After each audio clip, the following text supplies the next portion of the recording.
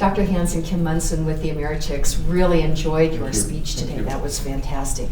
I have several different questions, but you said many things that really made me think about big ideas. And one of them, though, is you said something about society. A society that does not know who it is then in jeopardy. Could you elaborate on that? Well, I mean, if a society is just a slave to its appetites, they get up and they eat and go to bed, go to work, but they don't think abstractly.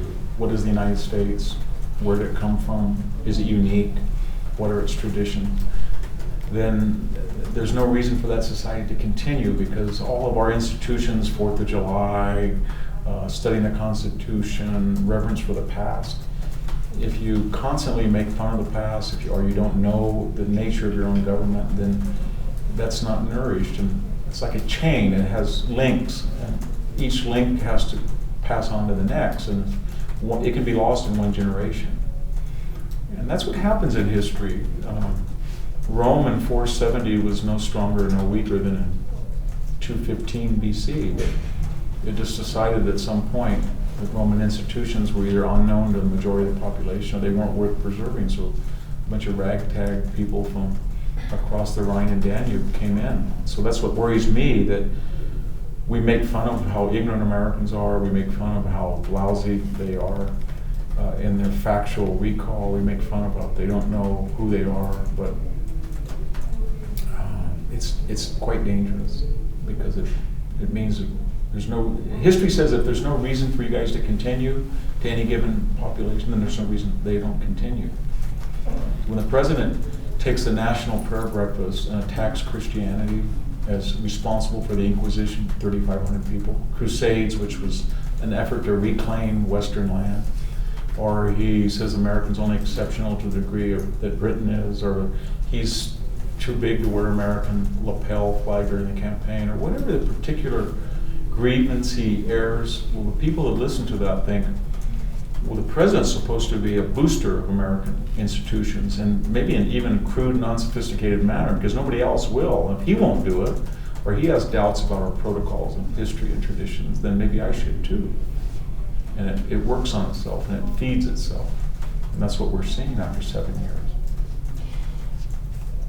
Obama, it's not just Obama, though. Isn't it an embodiment of a ideal that's been coming for many, many years? And so to get rid of Obama is not necessarily going to get rid of the problem. If you didn't have Barack Obama in 2008, you would have had to invent him. He was just the ideal candidate. He had if he had been an African American with name was Jesse Jackson, he would not have gotten elected. If he was an Arab American named Barack Obama, he would not have gotten elected. If he was a conservative, he would not have gotten elected. It was the combination that he had an exotic name. If he kept his original name, Barry Dunham or Sotero, he would not have been elected. It was a perfect storm of, he had an exotic, politically correct name. He had some affinity with the Muslim world. He was half African American. He also reassured the liberal elite that he was an Ivy League product, community organizer, and that all of that together sort of epitomize where we were as a society. And where were we as a society that said that people are no longer responsible for their own situation, that they're pawns and cosmic right-wing forces, sexism, nativism, racism, classism, have reduced you, the citizen, and we are coming in and we're going to change the language, we're going to transform fundamentally the country, we're going to change the institutions, and we're going to spend a lot more money from some people, take it from some people and give it to you, and then you're going to be happy. That was what liberalism and progressivism is, and its greatest proponent was somebody like Obama, who pushed everybody's button. In preparation for our last two shows, the Americhicks Getting to the Heart of the Matter on KLC 560, Molly and I have been talking about socialism and communism. Yes. And in preparation for that, for the first time in my life, I read the Communist Manifesto. Yes. And so what you've just described is actually what Marx had put forth. But you said something also very interesting. You said socialism erodes the national will.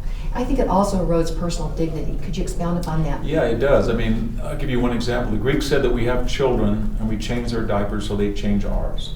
Socialism comes along and says that's a backward idea. The state will take care of you from cradle to grave. And what's the obvious dividend of socialism? Something like Europe, where the birth rate is 1, because they think they're so sophisticated they don't have to have children to take care of them when they're old, because the state's going to do it. So the state abrogates all personal responsibility. It will give you a house. It will give you a job. It will give you transportation. It will tell you how to think. It will take care of you. And for many people, that's a narcotic, no different than a real narcotic. And so if you ask them, you have to sacrifice. People are going to be unequal. You're responsible for your own destiny. Your country needs age-old values of self-reliance, sacrifice, military preparedness. All of that is very hard to inculcate or instill among a socialist population. And the main thing is equality with socialists. They do not believe in equality of opportunity.